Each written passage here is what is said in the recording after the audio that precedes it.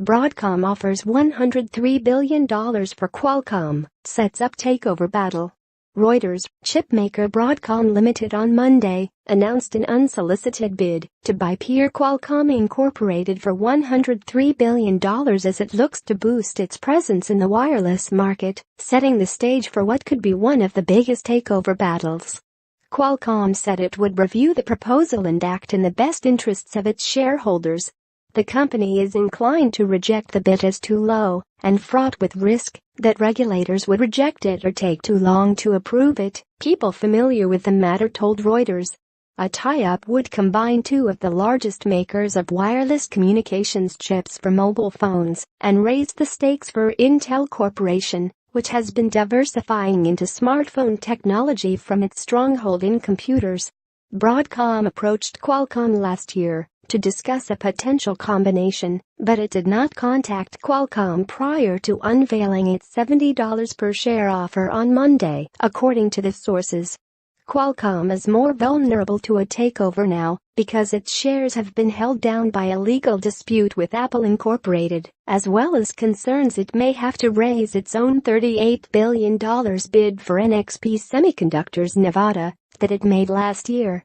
Broadcom said Qualcomm shareholders would get $60 in cash and $10 per share in Broadcom shares in a deal. Including debt, Broadcom's bid values the transaction at $130 billion. Shares of Qualcomm were up 3.5% at $63.98 in pre-market trading, well below the offer price, indicating that investors were skeptical a deal would happen. In our view, $70 per share wouldn't be sufficient, Nomura Instinet analyst Romit Shah wrote in a client note. Qualcomm shares traded above $70 as recently as December 2016 and topped $80 in 2014. Canaccord Genuity analysts said they believed Qualcomm's board would likely reject the initial bid as too low and said the company would prefer to remain independent.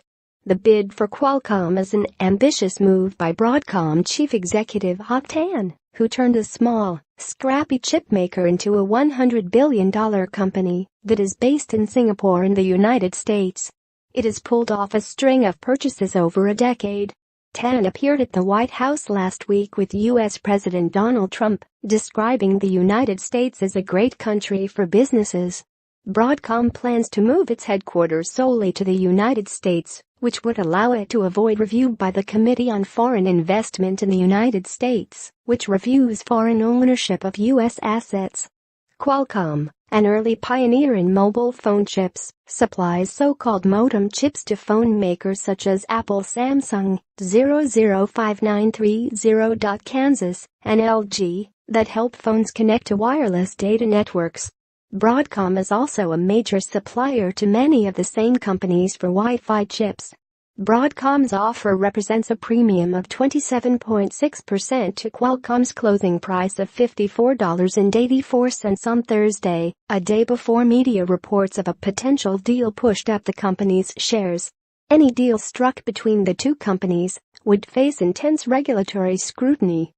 The street is factoring in regulatory, shareholder, and financial hurdles with this deal, as it's not a friendly deal, GBH Insights analyst Daniel Ives told Reuters. While this deal certainly presents regulatory hurdles to overcome, this is a smart move for Broadcom as the company finds itself in a position of strength to acquire Qualcomm and create a juggernaut that could dominate key parts of the tech food chain, Ives said.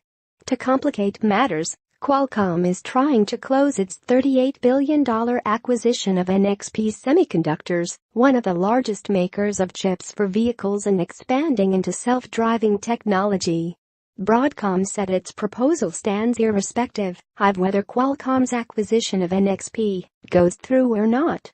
Shah said Broadcom would encourage Qualcomm to complete its NXP acquisition as it has extensive distribution channels, scale, and exposure to the fastest-growing segments in automotive, where Broadcom is weaker. Broadcom said both the Merrill Lynch, Citi, Deutsche Bank, J.P. Morgan and Morgan Stanley have advised that they are highly confident that they will be able to arrange the necessary debt financing for the proposed transaction. Broadcom shares were up 1.5 PCT at $277.78 in pre-market trading. NXP was down 0.5% at $114.50. Reporting by Supantha Mukherjee in Bengaluru. Additional reporting by Greg Raumaliadis in New York. Editing by Bernard Orr and Bill Rigby.